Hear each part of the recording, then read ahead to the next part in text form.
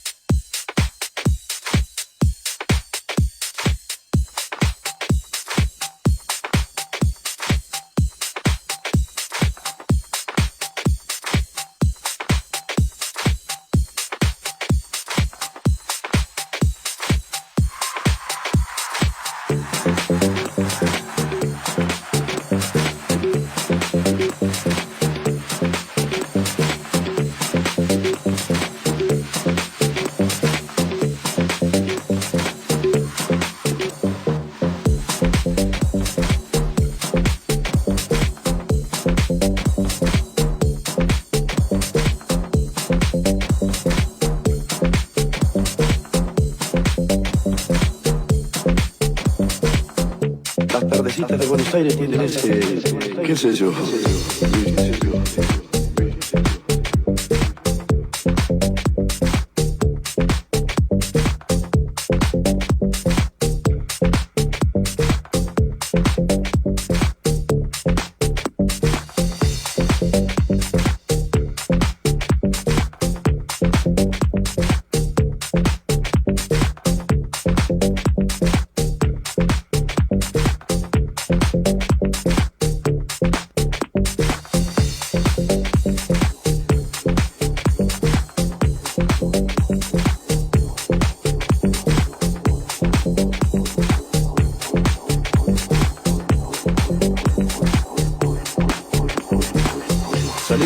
pasa por el mal, lo de siempre en la calle de música.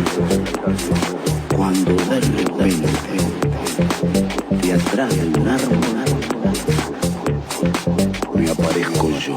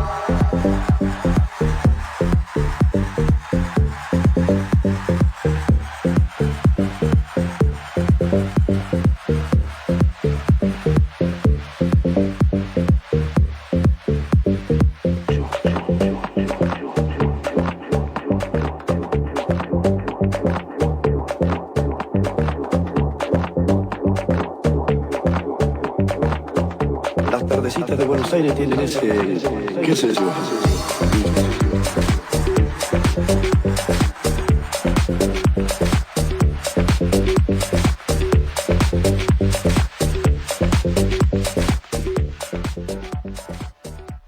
Bueno, acá estamos con Liz, analista, primera invitada. Bueno, podemos decir que Estados Unidos tiene presidente, Liz. Hola, ¿cómo está? ¿Todo bien? Bien. Bueno,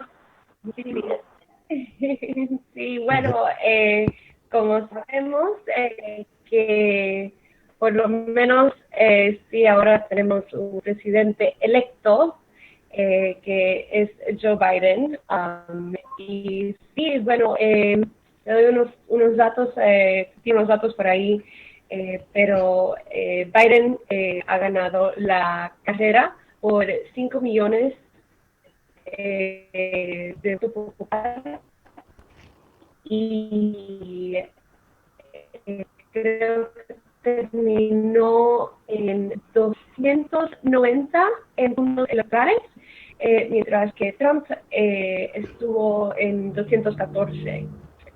Todavía hay, por ejemplo, sí, exacto, Georgia y Carolina del Norte. Lo único bien interesante de eso es que no importa quién gane la carrera, los puntos por ahora, porque para ganar la carrera electoral nada más que necesitas 270 puntos y que Biden ya está 20 puntos sobre eso. Los estados que se ganen ahora es como una adición a los puntos. Por ahí es donde quedamos ahora, pero tendremos que ver porque sí hay muchos rumores de que Trump y el equipo de Trump están ahora en juicio para que cuenten los votos de nuevo, que siguen diciendo que hay mucho fraude de voto, y bueno, seguimos en esa discurso, y entonces tenemos que seguir los protocolos para que lleguemos a un destino. Y te hago una consulta. ¿Cómo quedan entonces las cámaras?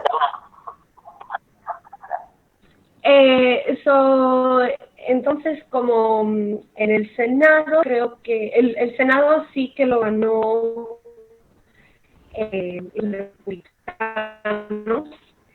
Los demócratas quedaron a 46, y los republicanos creo que quedaron a 50, y al 50 fueron a cuánto, y se quedaron a 50. Ahora los republicanos se quedan con el poder en el Senado, pero en enero sí hay elecciones para algunos estados, porque ya el término de 6 años se le expira para algunos de esos temas. Vamos a ver. Así que como hay mucha gente que ahora vuelta. está haciendo campaña. Sí, exacto. Y entonces, para la Casa de Representantes, sí se quedó con los demócratas, un poco más bajo de lo que pensábamos, pero creo que se quedaron en 218 demócratas y 202 republicanos. Por lo menos los demócratas sí se quedan con la Casa de Representantes. Y ahora, saliendo un poco de los números, hago más un análisis político. Que a América le favorece o no le favorece, porque todavía estamos, por ejemplo, acá en Argentina, ¿le favorece o no le favorece la presidencia de Biden? O sea, que Biden no, creo que a todo el mundo le favorece un presidente que no sea Trump, simplemente por el ejemplo que ha dado, simplemente por el carácter que ha demostrado durante estos 4 años. Ahora sí, si nos podemos analizar un poco más a la agenda de Biden y lo que sí está más interesado en hacer con Latinoamérica y al mundo a nivel mundial, él sí quiere mejorar las relaciones que tenemos ahora con Latinoamérica y específicamente porque, por ejemplo, con el tema del clima, del cambio climático, es algo que sí le importa mucho y para poder mover esa agenda sí tiene que tener el apoyo de muchos países y entonces, bueno, por ese lado sí que creo que él va a tratar de mejorar las relaciones con los países de Latinoamérica y nos podemos ver la agenda de Trump que ha tenido por los últimos 4 años ha sido mucho para los Estados Unidos y bien enfocado en los Estados Unidos, pero también como que ha empujado a los otros países afuera y en realidad no ha tenido esa relación que las otras administraciones habían tenido con los Estados Unidos.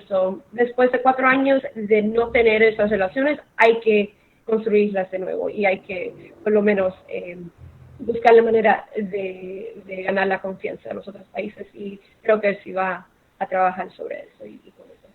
Y una de las últimas preguntas, había antes de las elecciones como un miedo a que hubiese violencia sobre las elecciones también y después, ese temor de la violencia tanto de un lado como del otro, ¿pasó de largo o todavía está latente?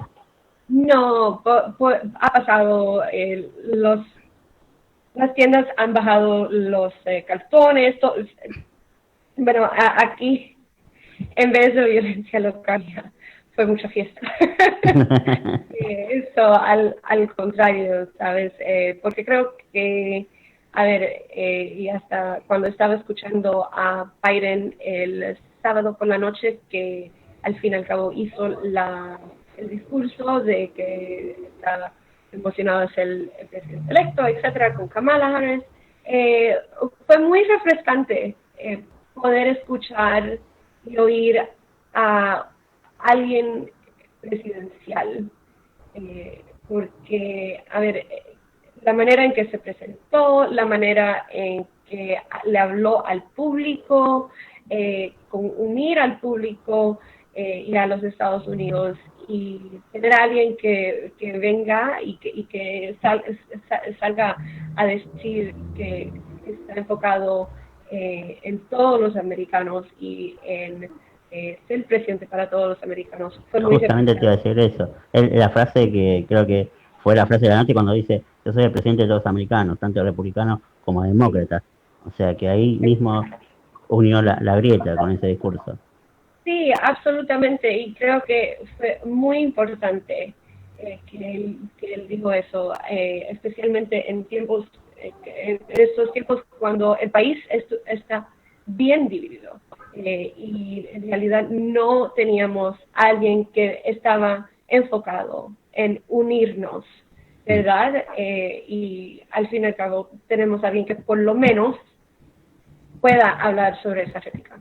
Y creo que fue que ayuda mucho y ayudó mucho y bueno, por lo menos hemos pasado por ese periodo y espero que no regresaremos a ese periodo más nunca en la historia de los Estados Unidos. Pero bueno.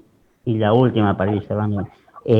A nivel económico, cuando se definió que era Biden presidente, tuvieron muchas acciones de empresas. ¿Eso qué visión le das vos o qué análisis? No sabemos si fue por la vacuna, si fue por las elecciones.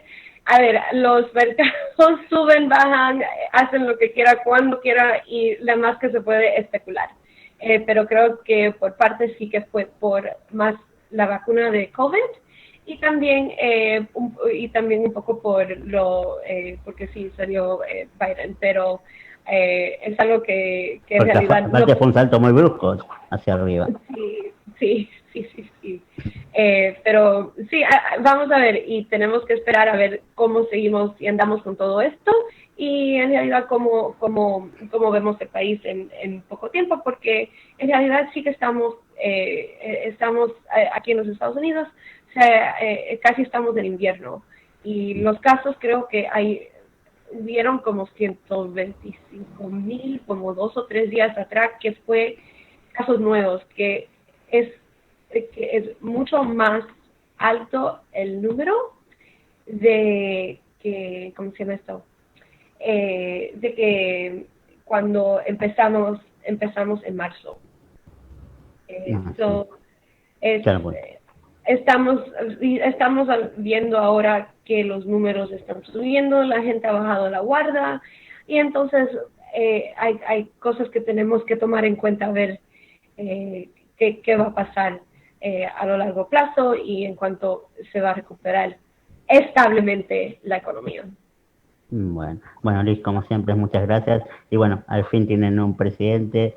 Sí. Te mando un fuerte beso y abrazo. Y bueno, te estaré molestando seguido. Bueno, muchas gracias, Martín. Un besote. Besote. Chao, chao.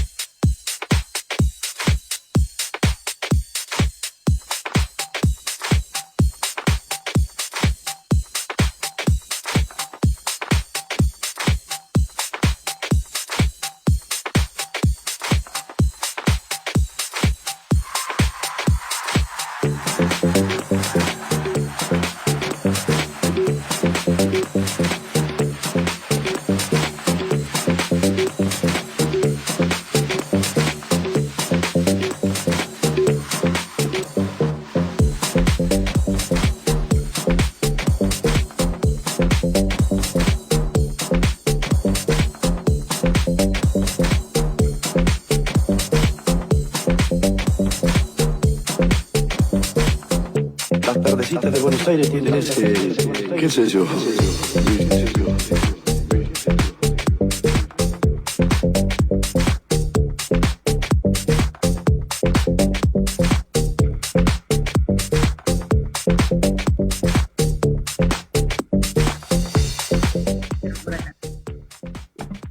Bueno, estamos con nuestra segunda invitada, Adriana Flores, abogada venezolana, activista de derechos humanos.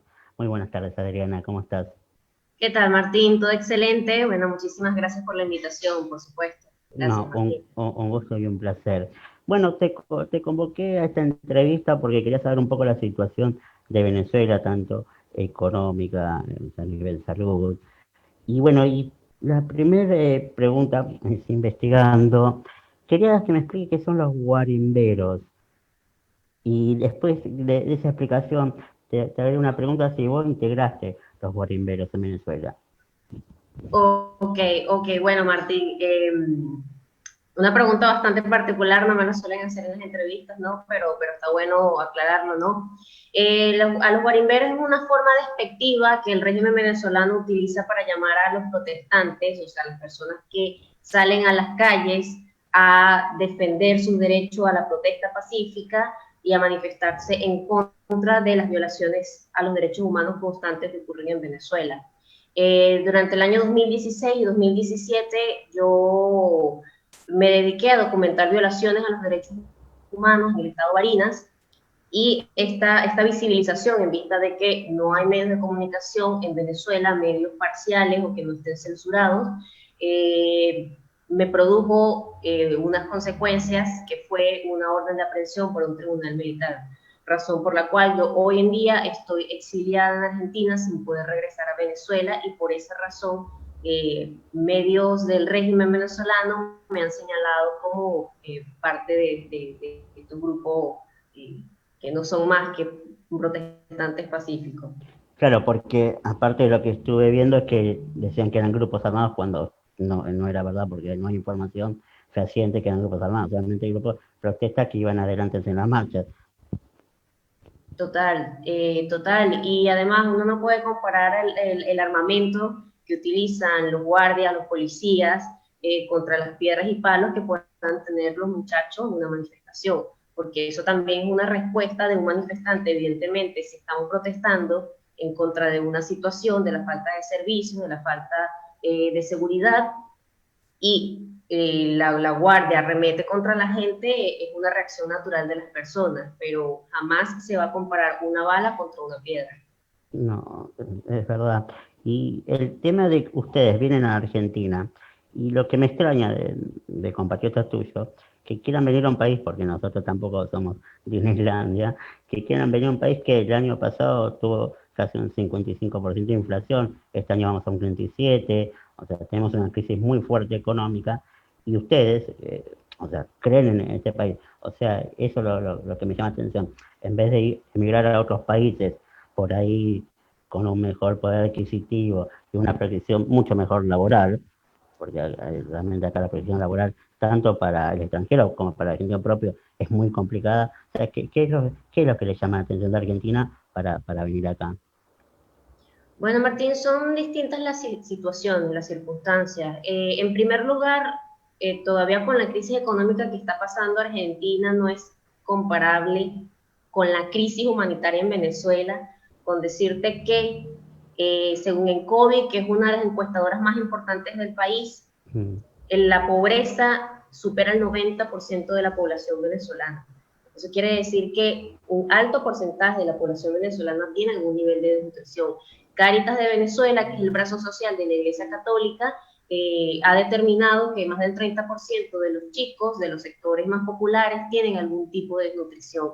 Entonces, claro, al encontrarnos en situaciones o países como Argentina, donde además tenemos facilidades para poder legalizarnos, es lo que hace también atractivo poder llegar a un país que está en una crisis económica, pero que bueno, comparado con la crisis humanitaria de Venezuela, aquí, por lo menos en Buenos Aires, es más seguro, hay transporte público, puedes conseguir comida, puedes conseguir medicamentos, que vienen a ser lujos que en Venezuela no consigues.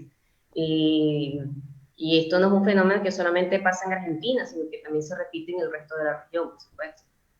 Claro, y ya eso es lo que tampoco entiendo de nuestros políticos, ¿no? Cómo siguen sector político avalando a Maduro y el régimen, porque no deja de ser un régimen, por más que digan no llegaron a nivel de voto popular cuando hubo fraude y mil cosas más, que bueno, vos viviste ahí lo de saber.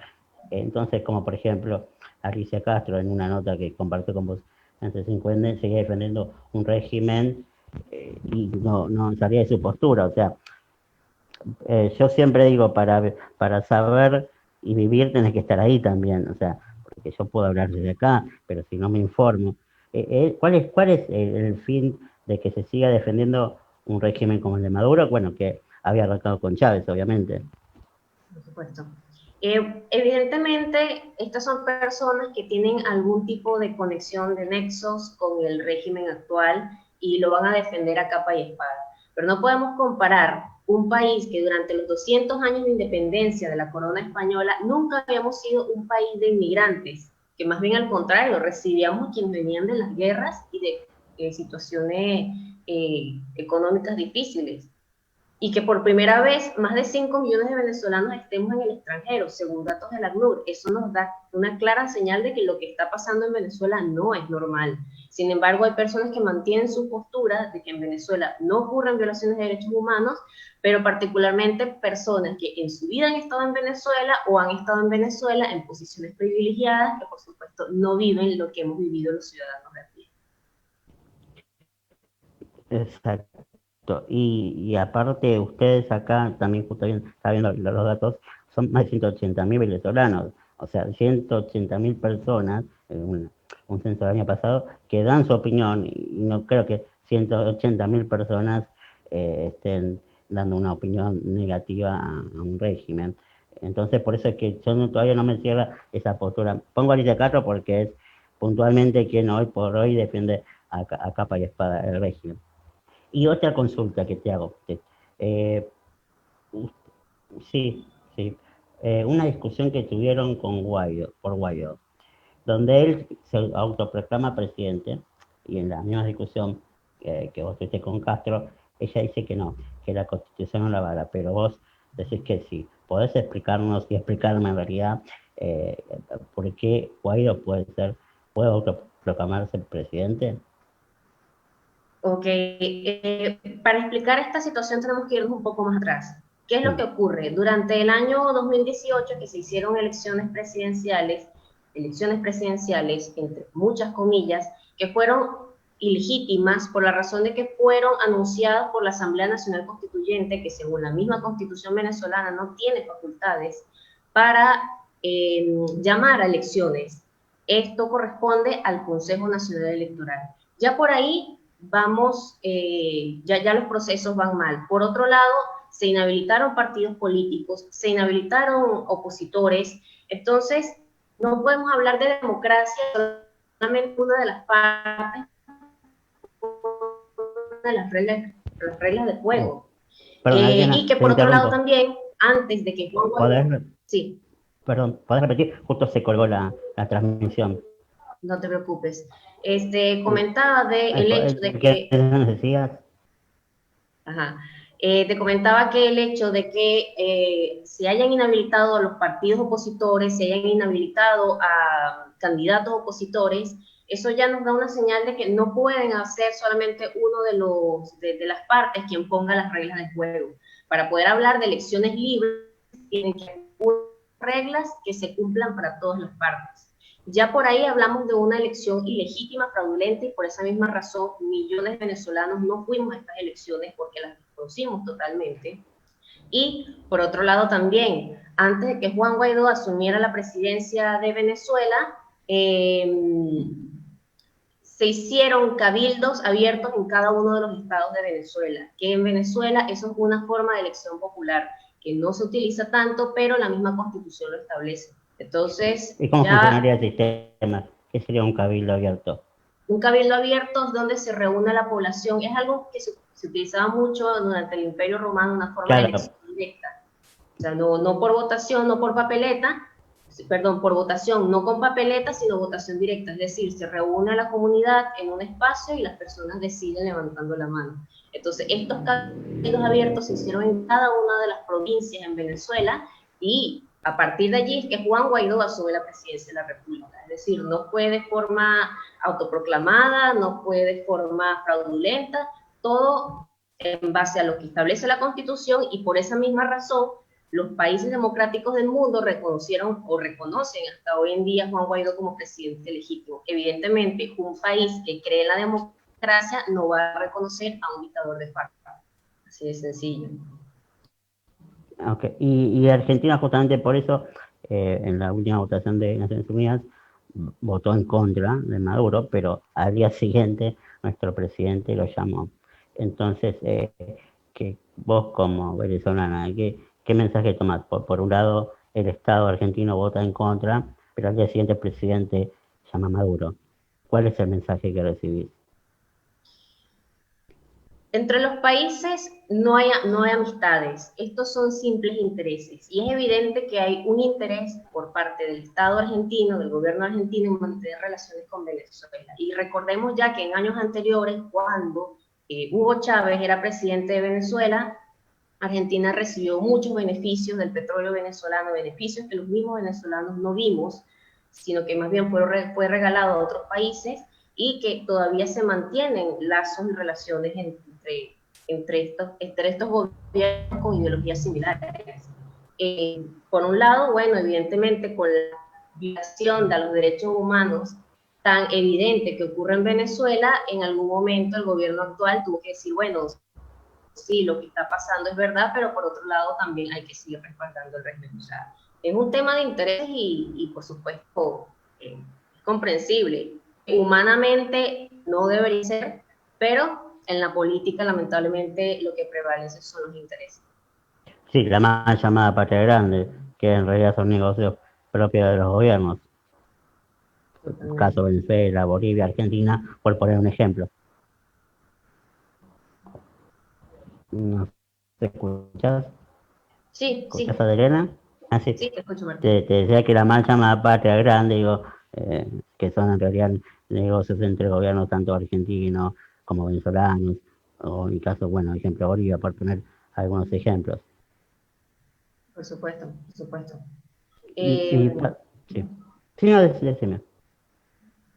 Sí, no, simplemente te iba a agregar ante el comentario de que precisamente a la persona que habías mencionado anteriormente, Alicia Castro, ella tuvo muy buenas relaciones con Chávez en su momento y bueno, evidentemente estas personas como ella siempre se van a mantener defendiendo estos regímenes por simple interés y que además el régimen venezolano, personas así pues también, es una cadena, pues. No es simplemente el régimen venezolano quienes se van a ver afectados, sino también personas de otros países que han estado trabajando para el régimen y que se han beneficiado enormemente. ¿Cómo está viviendo un compatriota tuyo hoy en Venezuela? A nivel dólar, ¿cuánto estaría cobrando? Sí, al cambio. ¿Con cuántos dólares Mira, sí, es la la canasta? situación en Venezuela es muy dolorosa, es muy dolorosa. Antes de yo emigrar para acá, como te comenté, yo me vine por situaciones forzadas, no fue porque yo lo decidí. Eh, Conseguir comida, conseguir medicamentos, conseguir eh, la seguridad, conseguir transporte público, o sea, servicios básicos que en cualquier país con unas mínimas condiciones de vida se puede conseguir, era fácil. Ahora imagínate en estos momentos que ya ha pasado cierto tiempo, incluso el tema de la gasolina es un problema, es decir, para transportarte de un lugar a otro es sumamente complicado. A los muertos los llevan en carretillas, a los enfermos los llevan a los hospitales en carros de madera, que es atracción, es que los jala una persona. O sea, en Venezuela es vuelto a los años 1800. Y esta han sido entonces, la consecuencia de años con el mismo régimen, donde se nos ha privado a los venezolanos de poder vivir un estilo de vida medianamente normal y que son las cosas que también tenemos que ver para que no se repitan en otros países, por supuesto. ¿Y por qué no hay como un quiebre? Porque no es de hace ni 2 años ni 5, ya casi 15 años llevan en esta etapa y decreciendo, porque van decreciendo y cada día están peor. A eso le sumamos la pandemia. Yo hace unas semanas hice una nota a una periodista colombiana, Alejandra Gómez, que me contaba que en la frontera se escuchaban los gritos de tus compatriotas pidiendo que los dejen pasar porque no tenían para comer. Entonces, ¿por qué el pueblo, que es un pueblo sufrido, por qué aún permite que estas cosas sucedan? Tienes razón cuando dices de que esto no es un tema de hace 12 años, esto es un tema de hace muchos años. Yo actualmente tengo 26 años y recuerdo que a mis 14 años yo tenía que hacer filas con mi madre, con mi padre para poder comprar comida. Pero esto es un tema, la salida, no es que no hemos hecho nada, de hecho más bien los venezolanos hemos hecho de todo, hemos hecho protestas, hemos hecho plantones, hemos ido a referéndum, buscado hacer elecciones libres, hemos hecho de todo. De hecho, esto se ha demostrado y la razón por la cual el mundo sabe que hoy en día en Venezuela estamos en una dictadura es gracias a que en el año 2019, en el año 2017, perdón, y en el año 2014, los venezolanos salimos de a millones en casi todos los estados de Venezuela exigiendo la salida del régimen de Nicolás Maduro, exigiendo la salida de todas las personas que confluyen, que forman parte de este sistema. Entonces, la salida lamentablemente no ha sido fácil, es decir, a pesar de todas las acciones de calle que hemos tomado, a pesar de la cantidad de muertos, de asesinados, la cantidad de torturados, perseguidos y detenidos, no hemos podido salir de esta gente. Y no solamente es por un tema de los militares, de hecho militares se han alzado, como el caso de Oscar Pérez, un militar que fue asesinado en vivo y en directo, que el mundo supo de lo que ocurría cuando Oscar Pérez fue asesinado en el Junquito. Y sin embargo, seguimos manteniendo el mismo sistema. Pero es porque Venezuela no es una dictadura normal, entre comillas, no una dictadura normal como dictaduras que habíamos tenido aquí en el hemisferio durante el siglo pasado. En Venezuela confluyen toda una serie de actores, que no solamente son los militares, también son los grupos irregulares, grupos terroristas, el narcotráfico. Entonces lo que sostiene el régimen venezolano es mucho más fuerte de lo que puede sostenerse una dictadura normal. Y lamentablemente ya hemos demostrado que hemos hecho de todo para poder salir de esta gente y solos no podemos, es la realidad. Lamentablemente ya solos no podemos. Bueno, Adriana, vamos a una pausa y volvemos. Una pausita. ¿Seguro? Claro que sí.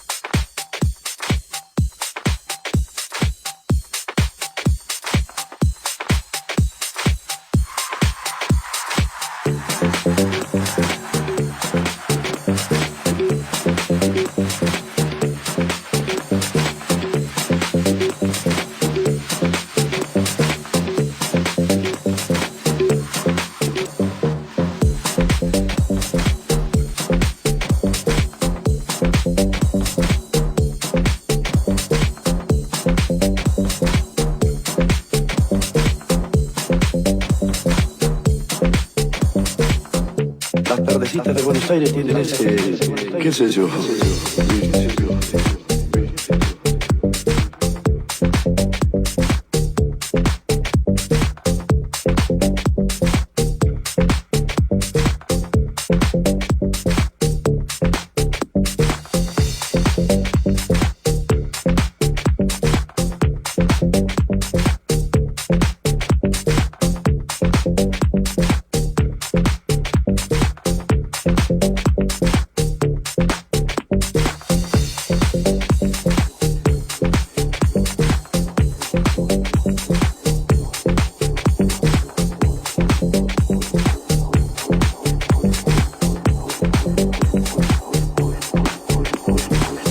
Salís de tu casa por el mar, todo siempre en la calle de vos.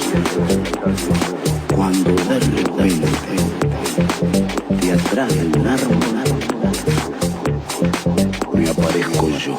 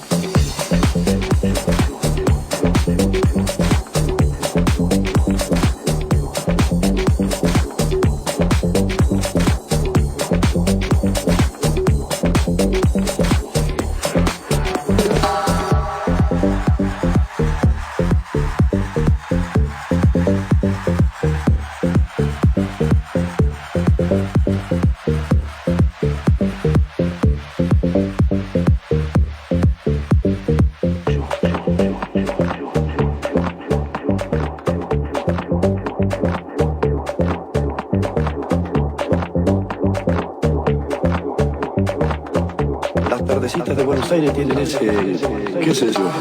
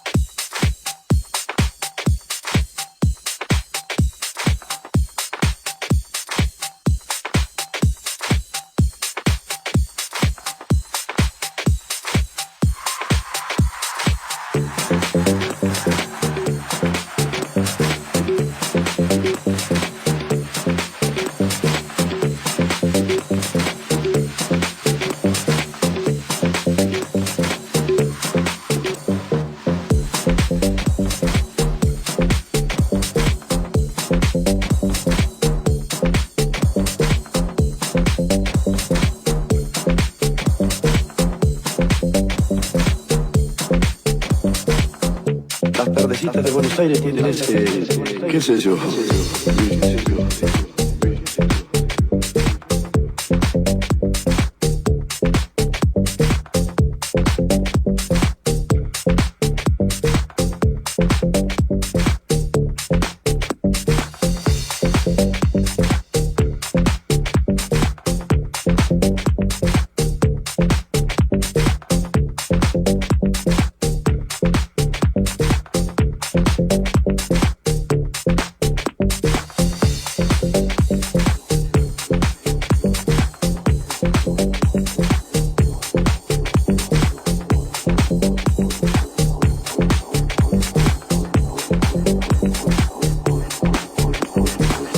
Salís de tu casa por el mal, todo siempre en la calle de vos.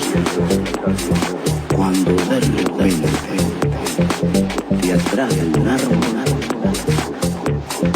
me aparezco yo.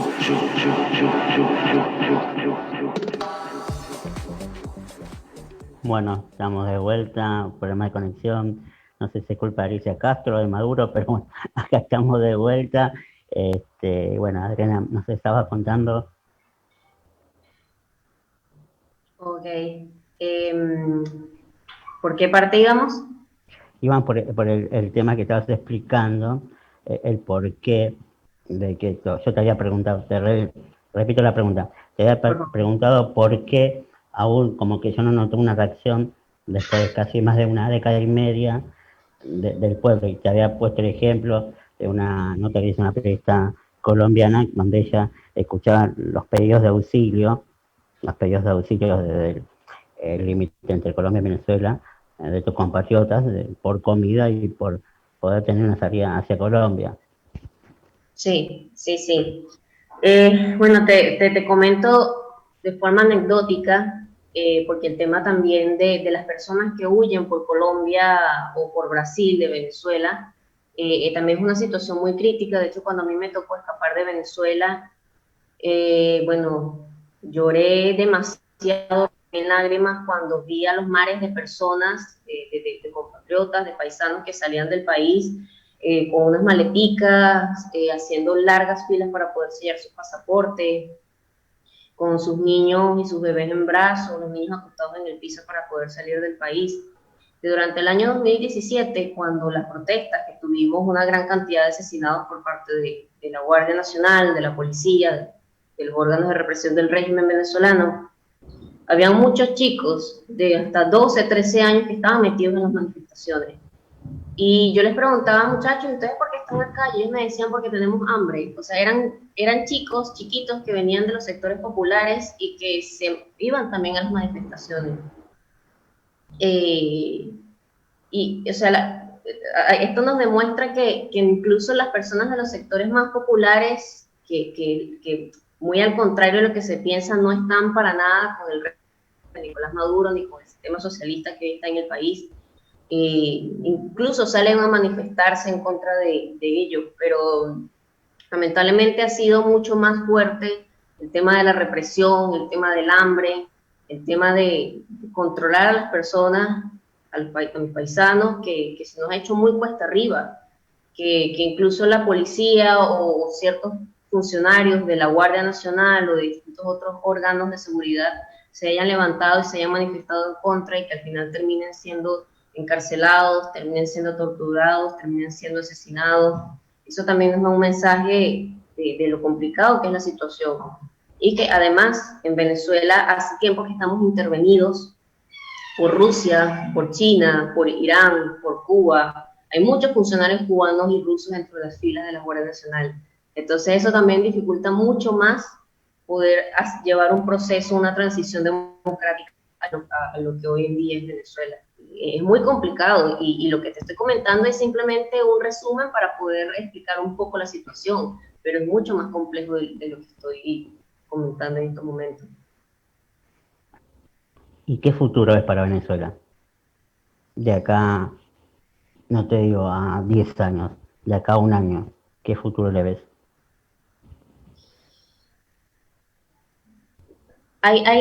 Yo veo dos posibilidades, muy en lo personal yo veo dos posibilidades. De que finalmente haya una ruptura del sistema que nos gobierna hoy en Venezuela, y esto gracias a las sanciones de los países democráticos, a la ruptura de relaciones diplomáticas, a estallidos sociales, o sea, toda una serie de factores que confluyan. Pero si todos estos factores no se activan, si no terminan funcionando, lamentablemente vamos a terminar siendo otra Cuba, 60, 70 años esperando a que por fin haya libertad en nuestro país. Entonces, de no haber un cambio realmente de todo el sistema en Venezuela, lamentablemente no habrá mucho que hacer. Y quienes estaremos afuera, pues no podremos regresar. Y ahora te traslado acá, porque muchos comentarios, compatriotas tuyos propios argentinos, no queremos, yo me digo no queremos porque es también una opinión particular, ser la próxima Venezuela. Y ustedes mismos dicen, ustedes están en camino a ser la próxima Venezuela. En 3 títulos, ¿en qué se basa ese comentario o esa opinión? 3 títulos. Por un lado, el tema económico. Creo que el tema económico ha sido muy importante en lo que es el tema de las expropiaciones, del irrespeto a la propiedad privada, nos llevó a la crisis humanitaria que tenemos en lo que es la alimentación. Eso por un lado. Lo segundo también, el tema ideológico. Estos sistemas suelen involucrarse, o sea, no solamente necesitas el componente de militares para poder someter a la población, también lo puedes someter a través de otros métodos de control. Y el tercero, lo podría decir en el aspecto social. Argentina es un país muy particular por el hecho de que es un país muy grande, que tiene una gran capacidad de producir riquezas y sin embargo tiene una población muy pobre. y mientras hay más pobreza, más falta de educación, también es más fácil controlar a la gente. Entonces son cosas que uno percibe que se asimilan mucho a lo que es Venezuela o lo que había sido Venezuela al principio. Entonces, bueno, esperamos que de verdad Argentina no termine siendo Venezuela, porque si lo termina siendo, bueno, ya saben cómo termina la película, ¿no? Que todavía no tiene un final. Esperemos que el final no sea malo, pero bueno, estamos viendo correr la película. Bueno, Adri, te agradezco por la nota, te dejo un fuerte abrazo y bueno, estaré molestándote seguido. Claro que sí, Martín. Muchísimas gracias, enormemente agradecida. Gracias por también esta ventana para dar a conocer lo que está pasando en mi país. Y bueno, sigamos adelante, pues. Radio Arroba y Zoom siempre dispuestos. Hasta la próxima. Hasta la próxima.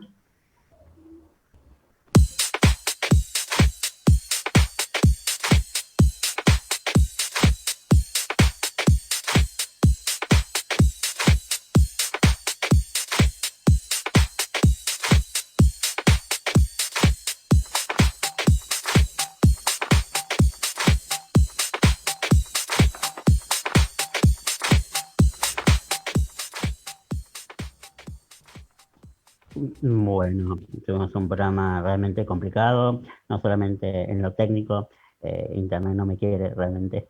Les agradezco por haber estado de ese lado. Nos vemos el próximo jueves con otro gran programa en Zoom. Gracias, Perno, como siempre, bancanos desde el otro lado. Y bueno, que tengan un excelente fin de jueves y un mejor fin de semana. Hasta el próximo jueves.